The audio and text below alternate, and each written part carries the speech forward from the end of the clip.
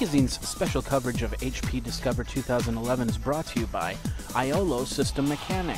Go over and use the code Geekazine for up to 50% off System Mechanic 10. And Wirecast. Produce all your video straight from your computer right to the internet with Wirecast. Go over to geekazine.com and click on the link. Of course, Geekazine is a proud member of the Tech Podcast Network. Over at techpodcast.com. If it's tech, then it's here. Oh, okay, yeah. So I'm Tim Pettit. I'm actually one of the hardware product managers at HP. I've been working on the Pre family of devices since actually before we announced them. So I've been working on WebOS and then on the Pre Plus and Pre 2 products.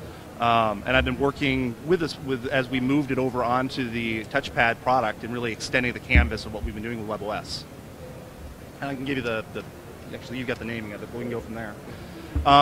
So really, yeah, so what I wanted just to walk through today, I think a lot of you have seen since we've been showing this off since February, had a lot of great questions. I mean, we've got the booth over at Discovery Zone if you guys want to walk over there.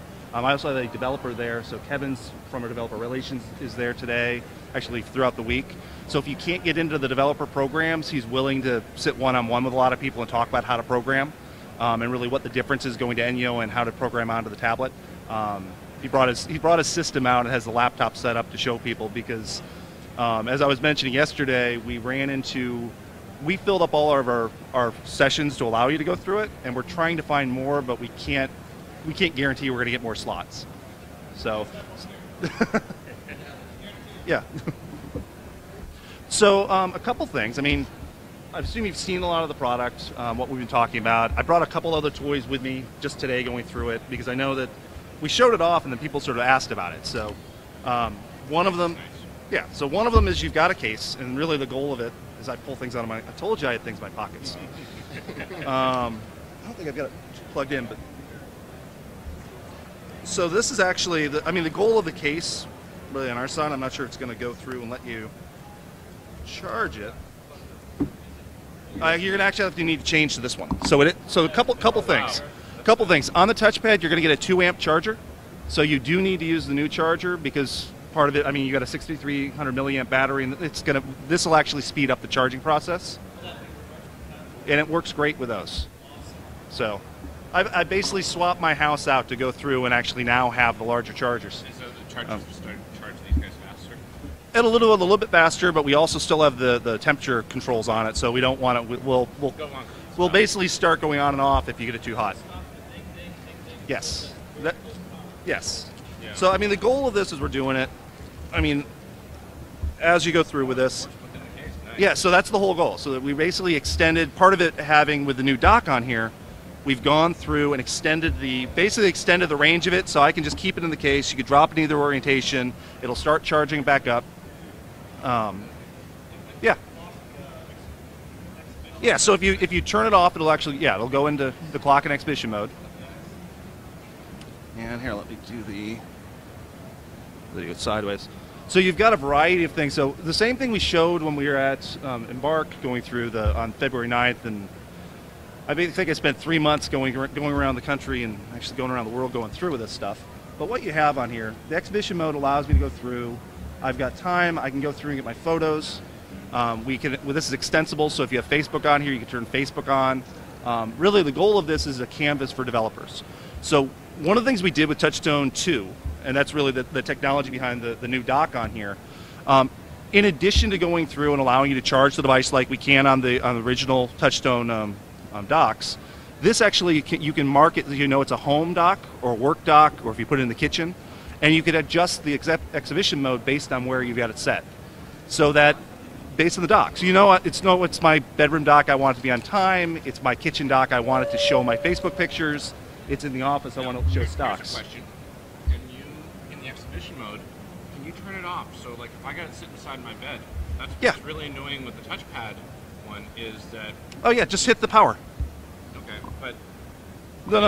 No, because I actually do it myself. My wife doesn't really appreciate me having 2 or 3 phones. Yeah. So all you do is you're there, is you tap power, it'll turn it completely off. And it works the same on all the Pre's do the same thing. Okay, but just if you knock it off in the middle of the night, you end up with this nice big shining light. Yes, yes.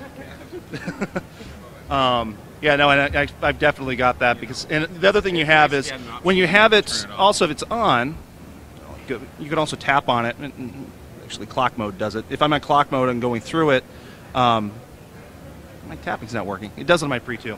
Basically, we've got it set to tap if you're using smartphones. It'll actually lower the brightness. So not just controlling on and off, but you have some brightness controls on this. The other thing we went through, and just to play a little bit on this guy, I'll keep him on. Oh, and it has an up swipe now. So one of the things we'll do on launch, we went through, and partly because we've been doing it for a long time, the gesture area has been, we did not put a dedicated capacitive gesture area like we have on our phones, but we do have the capability on here that we know where the touchscreen is, so the same controls you're using for an up swipe work on here. So if you're used to swiping up for the launcher or closing apps, that's built into the operating system now. It's one of the features we brought in based on some feedback, based on what we wanted to add to it. Again, you can go back and forth. Back swipe works, so there's a couple things that we did with applications. If you're still using a Mojo-based app, it'll show up in basically an emulation mode on the device, and there is a capacitive area on it, but there's not a built-in back swipe on the device. We did have to go through, really as we looked at TouchPad, and a lot of it's based on direct manipulation, so you're pushing on it, everything's now got a back button rather than a swiping area. But with this, yeah, the up swipe, that was my, honestly, when we did this on February 9th, that's the one thing, if you notice any of the videos I have, I keep swiping up on the device trying to get my launcher before I remember to hit the button. So it was definitely something, once you're used to WebOS, it's the standard. If I teach anybody how to use the product, the first thing you do with the phone is like, okay, you have the phone, swipe up on it. Just swiping up will either close the application to card view, it can throw it off the screen, it will bring up the launcher. It's the simple things to do to allow somebody to navigate the device. Between the up swipe and then going side to side, you can do just about anything. And then swiped it on you too. Well, you know, it's good sometimes. So it's so going through here. So the other thing on here, I'll do this while I'm going backwards. Actually, I have my Pre 2 on here. I was actually testing something for you earlier. So one of the questions I got yesterday going through is because there was a video, I guess, that showed a Veer actually doing the SMS and phone calls. One of the things, I mean, with Touch to Share, how we built the system is Touch to Share, really the goal of it, and using the Touchstone technology with the Pre 3 allows you to go through, more things in my pockets. So we got a Pre 3. And when you're going through on a Pre 3, and I tap on it, what it'll go through first, if Bluetooth is not on, it'll ask you if you want Bluetooth on. If it is, it'll just say, hey, do you want to allow it? So I can pair my phone in with just one tap. So really the goal of the Touchstone, and I mean with power and data, it's really to make it really simple to make the devices go. If we're sitting around and I want to share something with you, I can tap my phone against your touchpad. It'll allow me to share the data and do all the same, the touch to share to move things. Two phones together we haven't announced anything on right now. It's definitely something we'd be looking at. But it's focused right now on this. Mm-hmm. Correct. It'll actually say, hey, do you want to turn on Bluetooth? Yeah, and if once it's there, you just tap, it'll actually add it in. If you want to go through, and I'll just add a device, just adding a keyboard. Make sure he's here. You see my keyboard yet? Oh. And the keyboard set, it has a little button on it. To actually turn the keyboard on. And just tap the keyboard. Let's see if I hit it. There we go. It's pending. Let's see if it catches me for me. Once we're done pairing on it. I was like doing this without actually seeing what's going on. It will pair. Are we paired on it yet? Oh, no, here. We'll keep moving sides on it.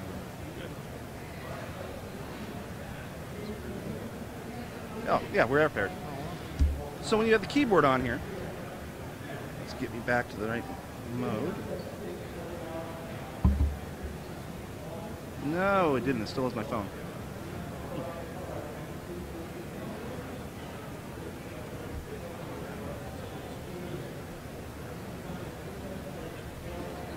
There we go. And once you have the keyboard on it, there's a couple things you can do with it. First off, the keyboard itself, we added a couple keys for it, and we're still working on the polishing at the end, but you've got a dedicated card view key. So I can actually go through and access the different menus. If you're going through here, and email's set the same way. So if I'm going through and having emails up, really the goal of the keyboard was just giving you a different way of looking at it. So tap to make a new message. And let's see, I think Betty is in here. So as you start typing, you hit select it. Tab will go through different fields. And really our goal of it was really to give you, so if you wanted to work with a keyboard, you could. We wanted it to be wireless. It's set with 2 AA batteries. You can put rechargeable batteries into it. We haven't announced the length of time it's set up. I mean, this has been great for me for standby time. We'll automatically turn it off after a little while. All you do to get it back on is hit the power. You also have controls from power to actually turn your device off. So and you're looking on top, you've got a notifications icon for it, so you can actually access your notifications and bring the notifications down if you want to see them. So we've got it turned on. We'll do it.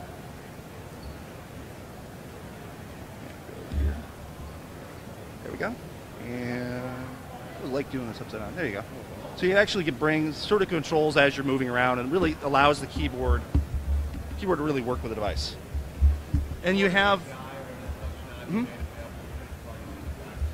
And we are working with a lot of third-party manufacturers as well. I mean, this is our case in our keyboard, but we've opened it up, and we've actually got a lot of partners we're working with. We also put media controls on here and volume, so you can actually manage media and volume from the keyboard itself. Really trying to provide some of the things people have been asking for on it. And again, with a stand, you can have any orientation you're looking for, so whatever fits in how you want to hold it or how you want it to be displayed. The one thing I didn't bring today, I was trying to find it, but I couldn't get the last day, was the Beats headsets, because I figured you guys would like to listen to them. But unfortunately, we've got about 4 in the office right now. They don't quite give them out to us, so I couldn't get it away from the audio guys. So the full Beats headsets will go in it, or you actually have the stereo sound that we've actually augmented with some of the capabilities of Beats. So you actually got the great stereo speakers on the side. Yeah, we all know the other tablet out there sounds wonderful on it. That mono speaker is just great. Yeah. So, but no, we spent a lot of time. We've got the guys that do Beats were very happy with what we came out when we did the stereo speakers, even without putting their headsets into it. The other thing we did, I can have you guys play a little bit with this. See, I mean, you've got Kindle, you got Facebook. We've got a couple games that showed up. Oh, it's got Kindle on it. Yeah. So we actually showed Kindle off. Actually, back in February we showed it. But you've got Kindle with Whisper Sync. I believe the February event. Okay. Through it, so yeah, so you've got Kindle, you have Facebook, you've got YouTube. We actually go out to the website. We figure we'll just use the web page rather than keep up building apps with Google. So we've got a couple new games that we put into it. So a lot of what we've been working with the developers, and I think we've just announced the open beta, so people can start submitting to app games on it. So you can go through. So a lot of the HD games are showing up now. This is Glider. Basically what this is, it allows you to go through, and we had Glider already on the smartphones, but you sort of notice one of the things you really want to do when you get to larger screen size is get that HD, the 1024 768. I'll have her load up. I'm going to be very bad at this backwards doing it, so I got much better with Armageddon Squadron when I was demoing it because I had that demo mode that I could turn it on and make it fly by itself. She doesn't let me do this, but as you go through it, yeah, I want to see when she's. Now, is this game only on WebOS, or is this actually an iPad game? They may have it. I know that we've done a lot of work with Gluesoft on it, so you can go through. This is, I mean, as you're looking at the game, you can look around anywhere on here. So any of the controls for where this is. I'll have her jump off. So as she jumps, this is all built on this. You've got the same. Gorgeous. He's done this before. And then you can close it. Actually, I'm about to die. But you can actually go through and close it. We've also got, let's go back to this guy, throw her off.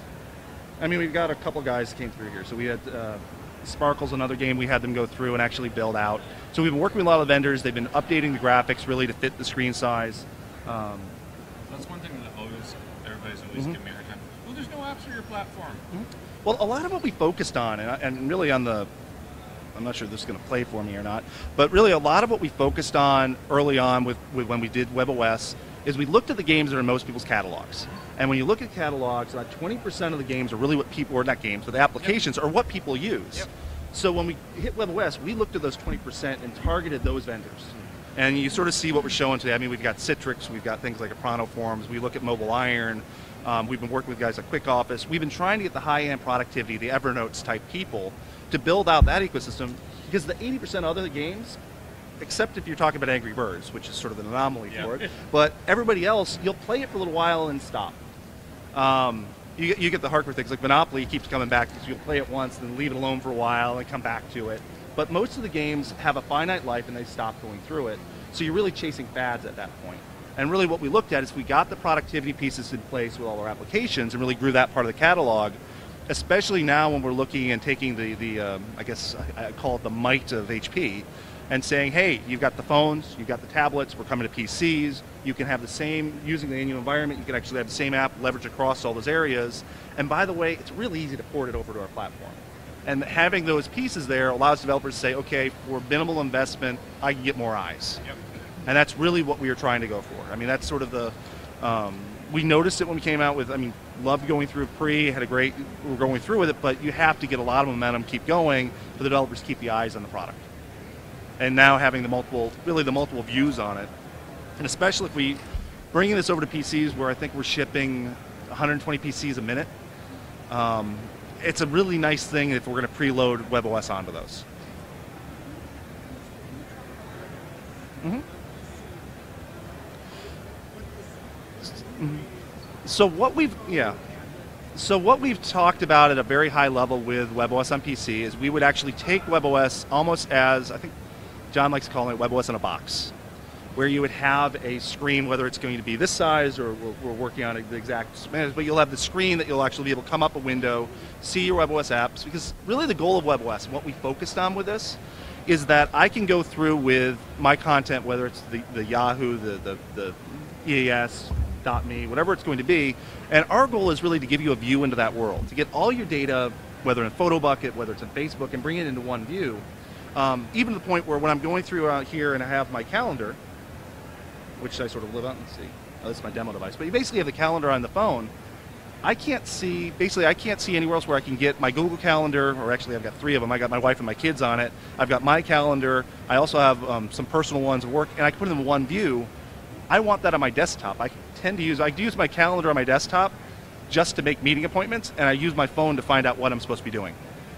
And I think really what we're focusing on is if we can make that, bring in WebOS as basically making the PC another spoke in the wheel of where you find all your content.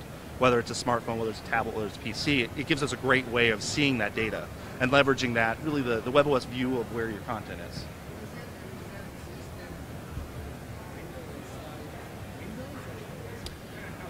Mm-hmm. Mm-hmm. Oh, okay, you've got the front. So we haven't really gotten a whole lot of details where it's going to be, other than it will be you'll be able to see it and run it with other applications, is how it's set right now.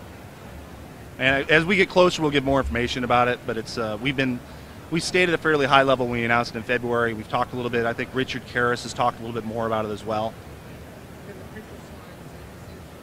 So printers have been great. So especially when we came in, you'll see it on TouchPad, you'll see it on Pre3 and also on Veer.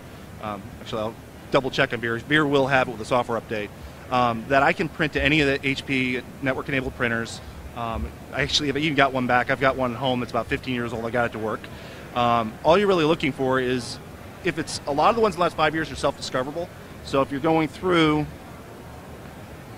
I won't show you Sparkle. I'll jump over to let's get a photos.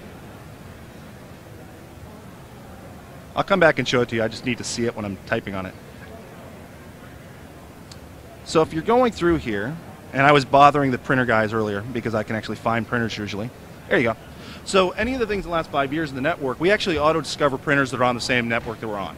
So you actually will find them. If you have an older printer, I actually just typed in my IP address and was able to grab the printer on it.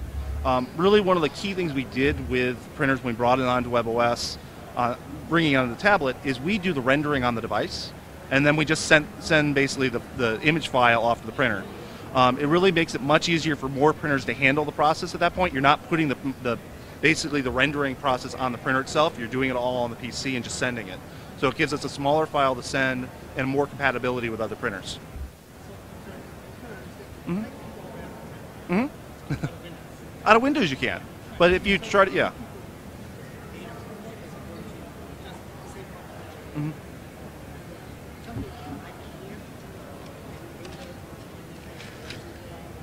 The one I pick on is try to print a photo out of Facebook.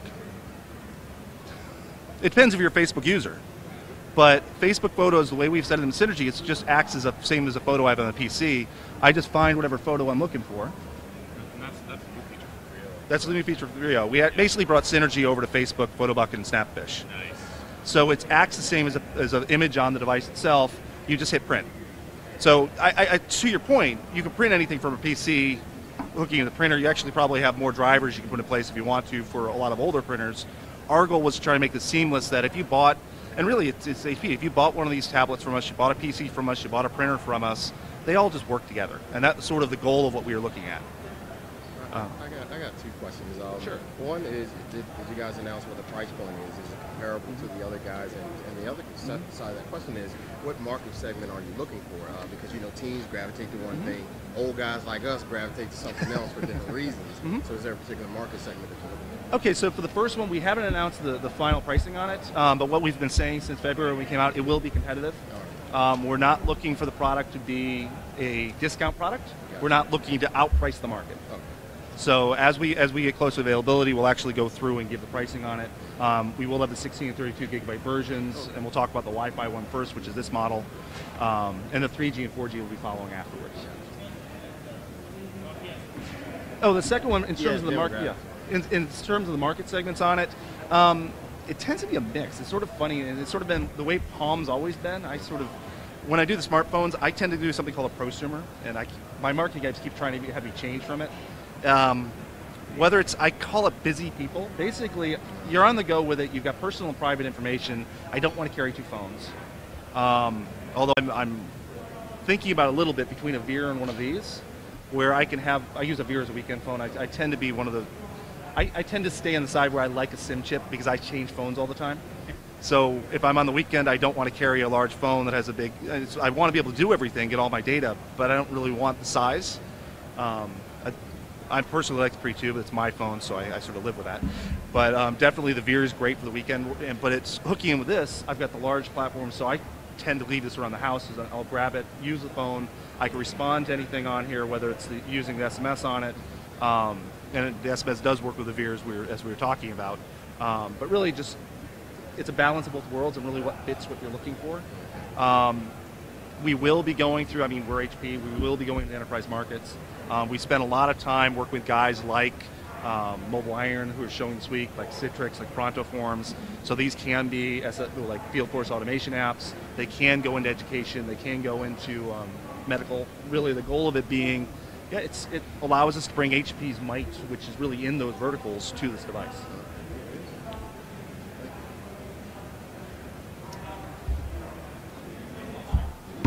Okay.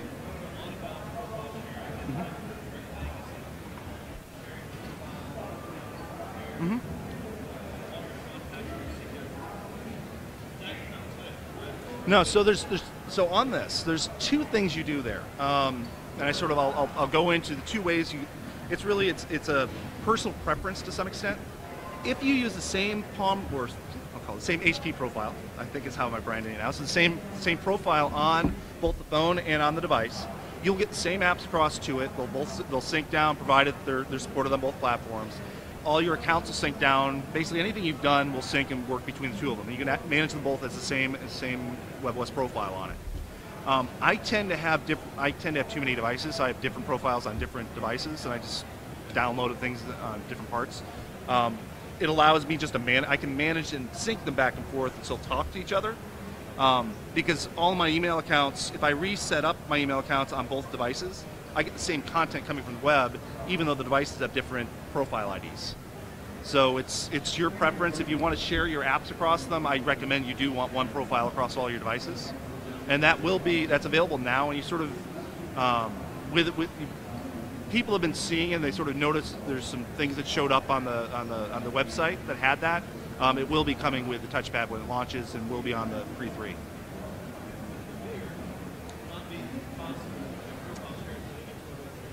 I would have to double check that. I think we did enable it, but I need to verify it. I know it will be there with the next software update. So we're trying, again, so I'd have to go back and look at it. I've done it on my device, but I'm not on a production build. So I've done it on a pre-tube before. But I'm not on a production build.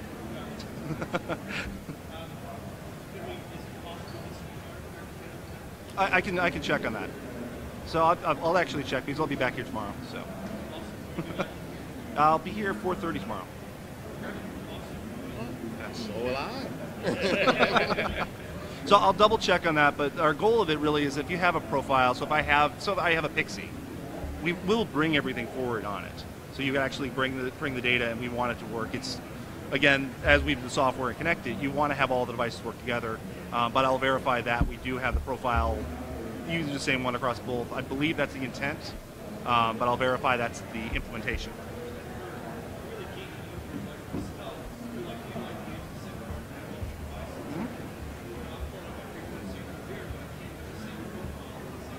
And that's something we're looking at, especially.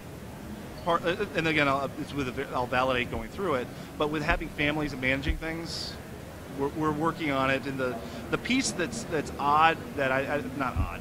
The piece that we look at is we also don't want to make it that I have a family of 8 or 10 people or an office sharing it that I have the same profile on everybody's, and that allows me to have games across all of them, so the developers don't actually get the rights to it. So it's a slippery slope. If it's both my content, it's sort of I sort of liken it if I buy a DVD, I want to be able to watch a DVD whether it's on my PC or on my TouchPad, because I bought the physical content, so I have rights to. Yeah. Yeah. So again, the part of it is you don't want to. You also don't want to overcomplicate it for the majority of users who just want to have devices that work. So it's a slippery slope there. So we're definitely looking at different pieces.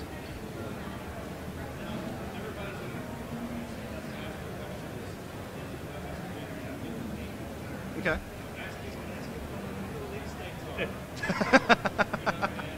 Yeah, unfortunately I can't. Yes, unfortunately I can't answer that today. So. We might know it by the end of the week. Still can't answer it today.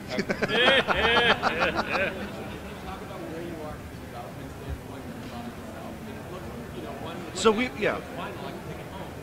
No, so a lot of what you find, just any development process, you go through peaks and valleys. So we've been doing a lot of work on it. A lot of the very end of it is polish, and that can take as long or short as we want to. We want it to be polished fairly well, so we're spending a lot of time on it. So we definitely have gone through multiple rounds of hardware and software. This is definitely a much later build. This is actually this week's build from the software that you're seeing today. It's new hardware that came in, much different than what we had when we were showing in February. We've gone through a couple rounds since then. So we're progressing very well with it. So.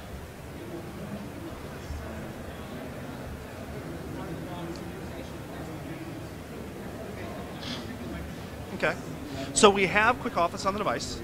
So you'll actually have the ability.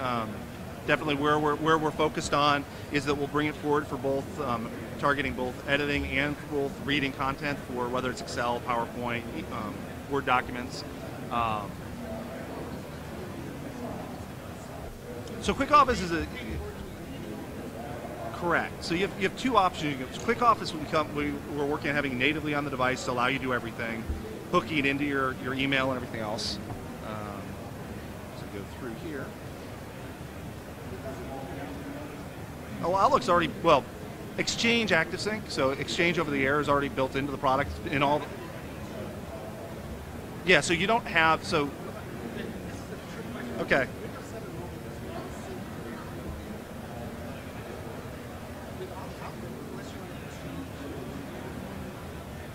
Right.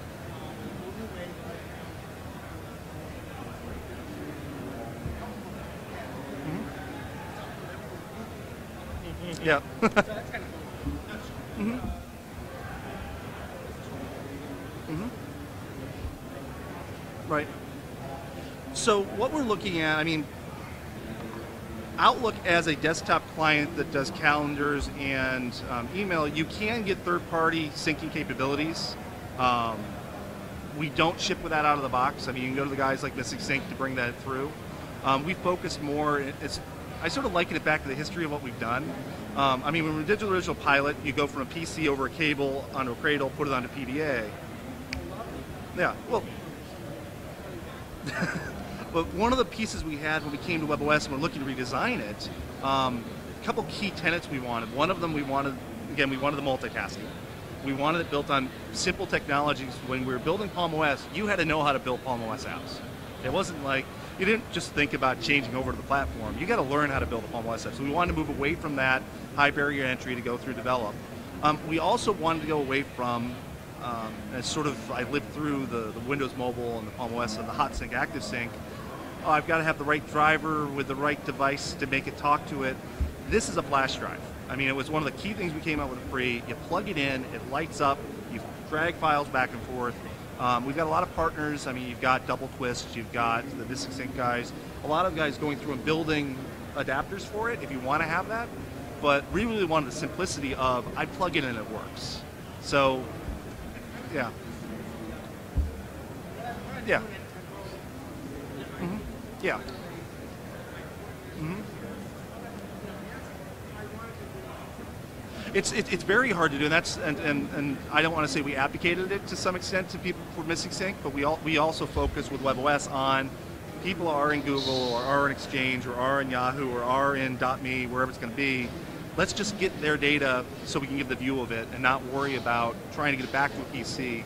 Because again, I think the paradigm you look at, PCs are now becoming a spoke. It's not becoming the repository of all your content.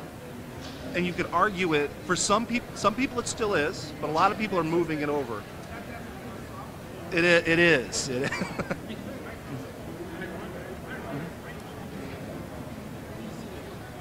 Yeah. Mm-hmm. Yeah, it's a great content place. Because I want, again, talking WebOS on PCs, I want my data, anywhere I go, I want the same view of my world to some extent. Or that's our philosophy. That's our approach to where it's going.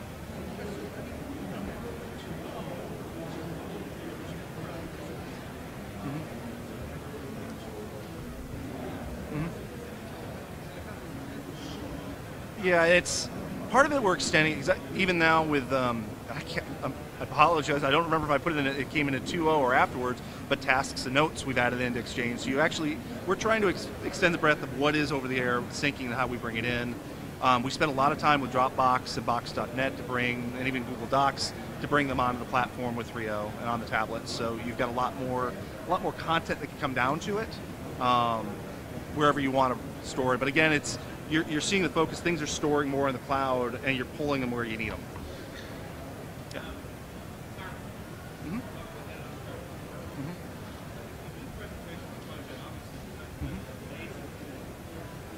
Mm-hmm.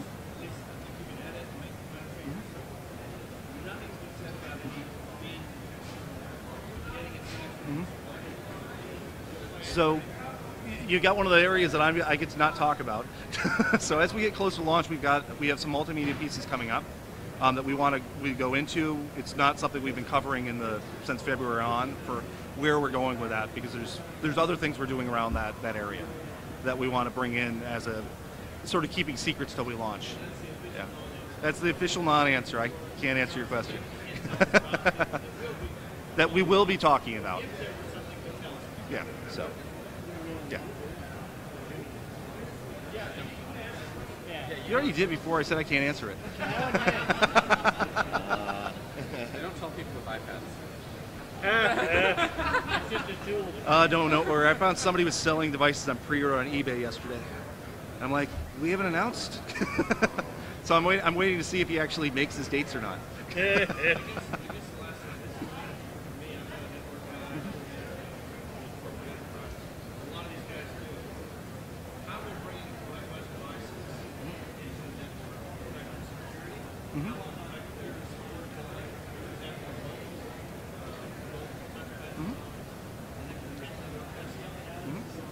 So really what you're looking at I'll take the devices first. So the simple answer, if you want the basic functionality, if you're using Exchange, any of the later Exchange servers, it plugs in as any other Exchange device.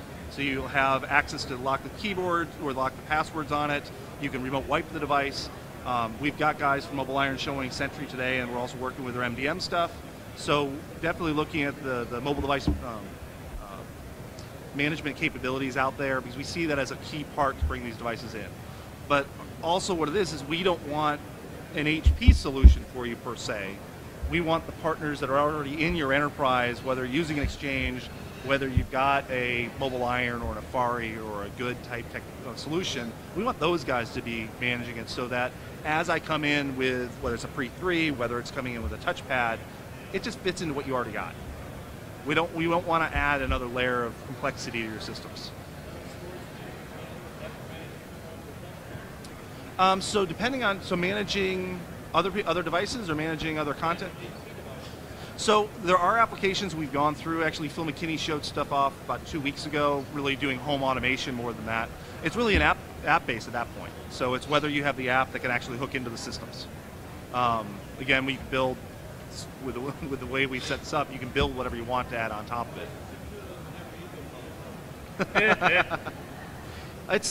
We're spending a lot of time looking at people that just want to have specific applications to carry around it, so you use it as a tablet. It's it'll run that one task for them. They check it in, check it out type things. Really the. Is there a full release after We did a lot of them. So I mean, it's Qualcomm processor. It's 1.2 a dual core, 1.2 gigahertz. You got a gig of RAM on it. Yeah, so you've got so it's BG and N. We're running up at, actually this is running on 5 right now, so it's 2.4 or 5. We found it was sort of nice. We started the show yesterday, had everything up and running. As soon as it hit, they had split the piece. 2.4 went down everywhere because the saturation level went up. So all of ours were running at 5. So we actually were much happier with the performance.